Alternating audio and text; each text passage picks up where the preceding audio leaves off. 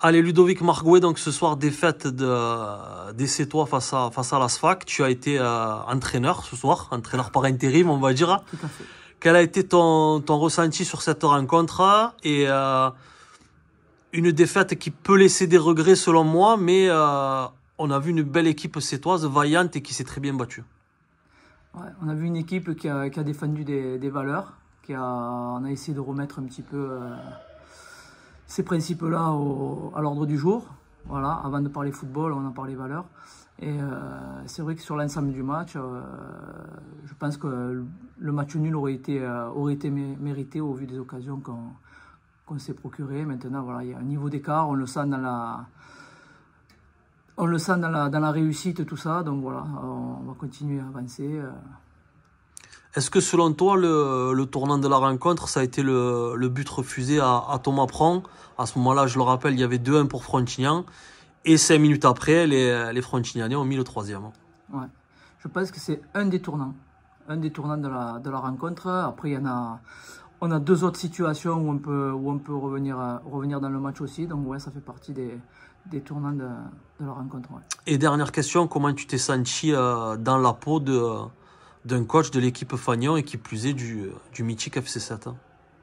Ben, pour être honnête, c'était pas évident. Moi, je suis plutôt avec les jeunes habituellement, donc c'était pas évident d'être propulsé là. Mais voilà, je suis là pour le club, donc je suis là aussi pour rendre service quand on me le demande. Justement, je me suis peut-être avancé au début en disant coach par intérim. Est-ce que toi, tu te sentirais de prolonger ou est-ce que tu sais d'ores et déjà que ta tâche va durer seulement quelques semaines?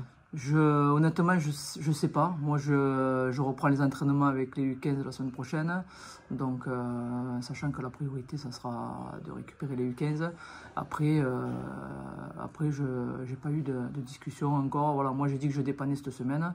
Et après, on verra comment les choses évoluent. Merci à toi, c'est gentil. Avec plaisir. Allez, Grégory Tanagro, donc entraîneur de la SFAC. Victoire difficile, mais victoire tout de même 4-2. Tu en as pensé quoi? Elle est légitime cette victoire ou au contraire ça a été très compliqué? Donc ça a été très compliqué.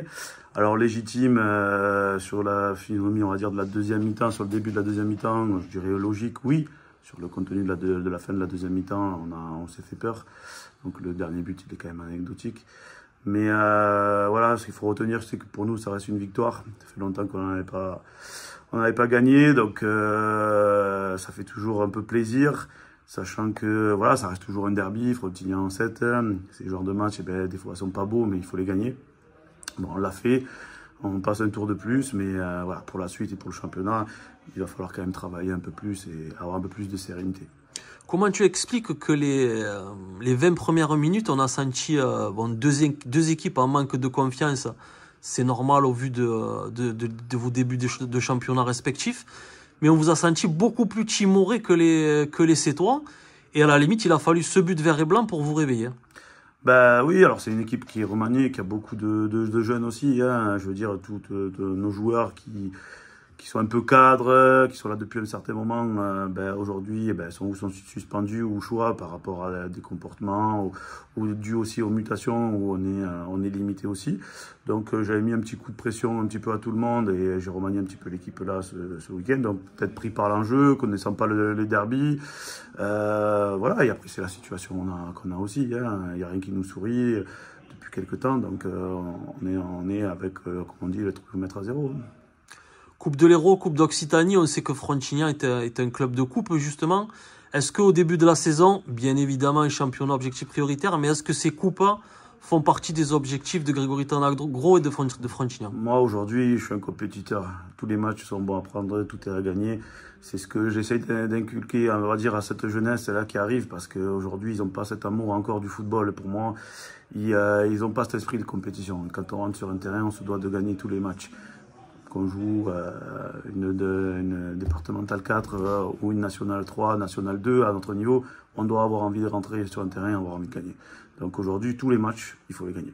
Voilà. Et dernière question, alors c'était un derby, certes ce n'était que la Coupe d'Occitanie, certes le FC7 maintenant est en R2, Mais j'ai trouvé que ce match n'avait de derby que le nom. C'était très calme. Il n'y a pas eu un derby comme on les aime où ça rentre vraiment dedans. Bon, tant mieux pour l'ambiance générale, mais tu en as pensé quoi, toi?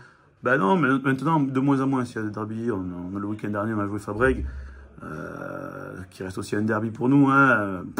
Il n'y a pas eu de carton, il n'y a pas eu d'échauffoureux, il n'y a pas eu d'impact, de gros impact physique et tout. Aujourd'hui, sur une pelouse comme ça aussi détrempée, on aurait pu avoir des impacts ou des duels très durs.